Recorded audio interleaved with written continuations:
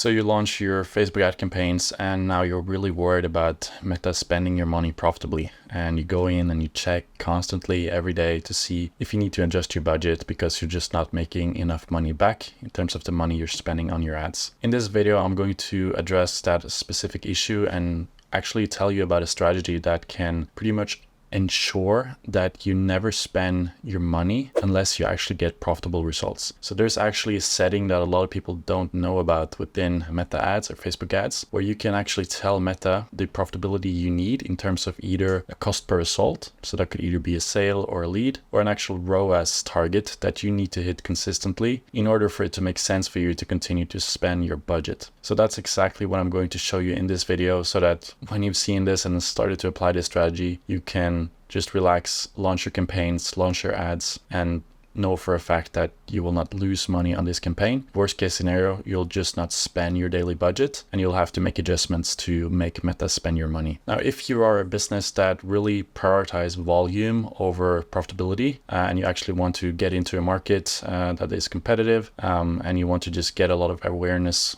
about your offer, so your product or service, then this might not be the best strategy for you. But if you're a business that really need week to week and month to month profitability and you just can't lose money, you need it back in order to actually stay afloat, then this could be the strategy that can really make sure that you have success with Meta ads moving forward. So first, I'll start off by actually just showing you an example of how we've applied this strategy to one of our clients and kind of show you what you can expect when you start to use it. And then I'm actually going to show you how you can set it up for yourself. So either for a new campaign or if you already have an existing campaign in your ad account, I'm going to show you how you can change your current setting to make sure you apply this strategy. And in the end of this video, I'm going to show you how you need to set up your campaign structure in order for this strategy to work. So one thing you need to know is that it's not straightforward. You need a certain structure of your campaigns within your ad accounts in order to actually make this strategy work. So make sure you watch the video all the way to the end before you start applying any of the things I'm saying now.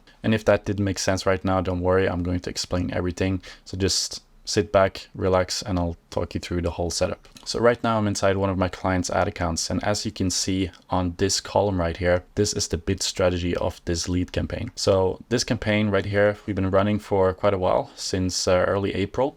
But what we see every year with this offer is that it's not as effective during the summer months. So we always expect a reduction in demand during the summer months, so June, July, and August. So we still want to spend money. We still want to, get new leads coming in during this months, but we just want to make sure that we don't lose money throughout this period. So we want to spend the maximum we can do while we stay profitable. And that's why we use this bid strategy. As you can see, we use the cost per result goal bid strategy to make sure that we really protect profitability throughout these months. So for your business, you might have a different time of year where you just know that your demand is going to go down. And in that case, you still want to advertise, you still want to grow your business, but you just want to make sure that you do it profitably. And that's exactly what we're doing for this client right here. So if we go into the results, as you can see from June until July 26th, we have turned on the cost per result bid strategy. So we started it off with highest volume, so the default bid strategy that you will have every time you launch a campaign unless you change this. But then we started to see a decline in demand and we turned on this new bid strategy. And as you can see, what happened was obviously the amount of leads went down by 55%, so pretty big drop in the actual volume of leads. But at the same time, we were able to reduce the cost per lead. So this is the thing, we sacrifice some volume to protect profitability because we know how much a lead is worth to us. So we want to just make sure that we're not losing money during this time period. As you can see, the amount of spend also got reduced by 59%. And one thing to note here, we didn't change the budget. It's actually the same budget that we started a campaign with, but because we changed the bid strategy, Meta is not using the entire daily budget. It's actually reducing the spend because the algorithm knows that it's not likely it will be able to get the same profitability if it continues to spend the max daily budget. So it reduces it for you. And that's a key thing about this strategy. When you start to apply it, you don't need to do this manual anymore. You just tell Meta the profitability that you need, and it will take care of adjusting the spend accordingly to protect your profitability. Now, if we go back in time and show you the time period where we had the highest volume, you can see what has happened here. So let's start it from April 30th until today. Now, as you can see here, we had a lot more volume in the beginning of the campaign until we changed the bid strategy on June 13th. And after we changed it, the volume reduced a lot because we needed to, protect profitability because we saw the demand dropping. And this is very likely to happen with you as well. When you start to use the cost per result goal bid strategy, previously known as the cost cap, volume will most likely decrease depending on where you set the bid or the goal. So you have to be a bit careful about where you put the goal. If you're a bit too conservative and you put it a bit too low, what will naturally happen is that just a very, very small portion of your daily budget is going to get spent. And over time, it might just stop entirely to spend your budget. So you want to make sure you look at your historic data and put your goal not too far off from where you're actually already getting results. And that's why we like to start off with the highest volume, just to get the understanding of what the average is going to be for this offer in this campaign and the ads that we have in the campaign. And then based on that, we might set it a bit lower or a bit higher depending on where we want it and how profitable the results are before we start to apply the cost cap or the cost per result goal. So before you put the goal, make sure you look at the historic data either in your entire ad account for the offer, or if it's a new offer, as we've done here, make sure you run highest volume for a little bit first. Try to optimize, test a lot of ads. And when you know your average CPA, that's when you can start to make some predictions of where it makes sense for you to put the goal to continue to spend, but also protect your profitability. Now, if I change the date from June 13th until 26th, as you can see, the cost per lead has gone down by 10%. And this is where we put it. We put it around 250. As you can see, it's 2.69 kroners above our goal. This is about 25, 26 USD. It's just a different currency for that account. Doesn't matter, same strategy would work for you. But as you can see, the amount of leads also went down quite a lot. But that's not just because of the cost per result goal. That's very likely also because of just external demand that we predicted during this time period. So now I'm going to show you how you can set this up for either a fresh campaign, so a brand new campaign, or how you can apply it to an existing campaign if you're already using the highest volume bid strategy. So now I'm inside my example ad account and I'm going to just set up a campaign from scratch to show you how to do this. So first thing I'm going to do is click create. And then for this example, I'm going to do a leads campaign. But what you could do if you were to set up a sales campaign is instead of using the cost per result goal, you could also be using the ROAS goal. So if you have a certain return on ad spend that you need in totality in order to be profitable, then I would recommend using that. So this would be really good if you, for example, run an e-commerce brand with multiple different SKUs and products with different price points and different margins. Because in that case, you wouldn't want to optimize for a specific, amount per sale. What you want to optimize for is just profitability overall, like a ROAS. So in that case, I would recommend using a ROAS goal, but the strategy is the same thing for cost per result goal. It's just a little bit different if you have multiple different offers at different price points. So we're going to do leads, click continue. Then I'm going to do a manual leads campaign setup. So I'm not going to give this a name. You would definitely name this campaign. Then we're going to go to the ad set. I'm going to run a broad ad set. I'm not going to do anything on the targeting, so I'm just going to call it broad ad set. Then just instant form in this case. I'm going to select my page. And then under performance goal, I'm going to select maximize number of leads. What you can also do if you have a CRM system where you qualify the lead on the back end, you could be using a conversion leads setup. That way you basically just prioritize the leads that actually convert all the way through, not just the people that come through your form. It's a bit technical, so unless you're already aware of that,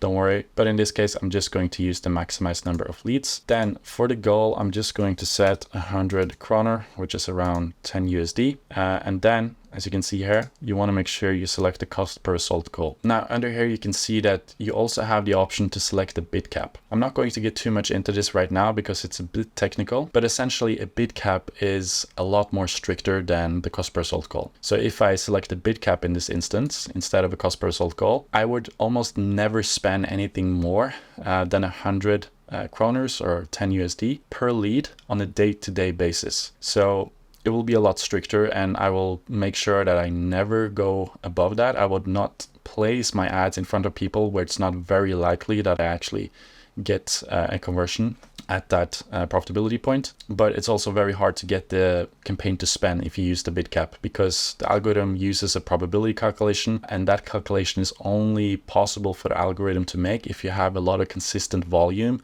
like a lot of consistent leads or sales coming through the campaign in order for this one to actually work. We've definitely seen really good results for some of our clients by using the bid cap, but those clients have been having a really high daily budget and they've been getting consistent results on a long time horizon before we applied the bid cap, and then it just stayed consistent for a long time. And the beautiful thing about the bid cap is you can have a very, very high daily budget and you can know for a fact that it will not be spent unless you are profitable on a day-to-day basis. So if you have a really high daily budget and you're getting a lot of volume, the bid cap could be the one for you. But in most cases, I would say 9 out of 10 cases, cost per sold goal is a lot better because it kind of looks to average you out over a 7-day period instead of day to day, which also makes a lot more sense because it's just not very realistic to be profitable at the high volume every day for most businesses. So we're going to use the cost per sold goal. Then when you set the daily budget for this campaign, I would highly recommend setting it a bit higher than what you generally would do if you had the highest volume bid strategy. And the reason I'm saying that is because when you have a really good day, let's say the algorithm can see a lot of potential for you on some specific day. A lot of the users that are within that audience that you're targeting are using Instagram or Facebook that day. The CPMs might not be that high. You don't have that much competition. The algorithm sees that you're able to get a lot of conversions for the price point that you need them at. In that case, if you have a higher daily budget, you can capitalize more on those good days. So you could essentially distribute your daily spend more effectively and more efficiently over a longer time horizon. So it will spend less on the bad days, but it will spend a lot more on the good days. And overall, your bottom line is going to look better that way. Now, if you don't have a high enough daily budget on the good days, you're just going to miss out on some conversions or some leads that could be very profitable for you, but you just don't allow Meta to spend. Now, by default, as you can see under here, you will spend an average of 160 per day, but your maximum daily spend is 280. So even if you don't adjust your budget a little bit higher, Meta will still have the potential to like distribute it. But if you set it even higher, you have a bigger range of how Meta and the algorithm can distribute your budget, and you will even be able to capitalize more on the good days. So as an example, in this case, I'm just going to do 500 and then we're going to go to the ads level, set up the ad and publish. And that's the whole setup for this. Now, if you already have a campaign running, I'm going to show you how you can set this up as well. So I'm going to go into this campaign right here. As you can see right now, the budget is set on the ad set level, but we only have one ad set, so it doesn't really matter. Right now, you can see that the bid strategy is set at highest volume. So we're just going to click edit on the ad sets. Then you want to go down, and here you can see cost per sold goal. I'm going to put in the goal at 100 kroners, which is about 10 bucks. And then you see the bid strategy pops up here, and you could change it to bid cap. But again, highly recommend just using a cost per sold goal when you're starting out with this. And then again, I would increase the daily budget when you change this. So let's do actually 500. All right, now you can see the range of the daily spend increased a lot, so we can capitalize more on the good days. And then you would just essentially hit publish. So now before you start to apply this strategy, there's one really important thing you need to know, and that's how you structure your campaigns, because of how the attribution setting works. Now for this campaign, as you can see, we have a 7-day click or 1-day view attribution setting. And that basically just means that if a person clicks on the ad and converts within 7 days, that sale will be credited to your ad. But if he or she just looks at your ad but don't click on it, but still converts on that same day they saw the ad, then the campaign will still get credit for that sale. But what you also need to understand is that it's only the last ad that the person saw that will get credit for that sale. So if you have multiple ads running in your ad account and multiple campaigns or ad sets, it's the one that includes that ad that was the last one the person saw that will get credit. Now, this is really important for this strategy because if you have, let's say, a top of funnel ad set or campaign and a separate bottom of funnel campaign or ad set where you just focus on retargeting and the warm audience, then it's very likely that the ad set or the campaign with the retargeting audience will get most credit. But if you have your cost per result goal set at the top of funnel campaign, then if that one doesn't get credit, it might stop spending your budget and it might stop warming up a portion of that cold audience to get people into the warm audience. So if you have a separate retargeting ad set or campaign, then it's very likely that over time you're going to run out of people to convert because the spending on the top of funnel campaign will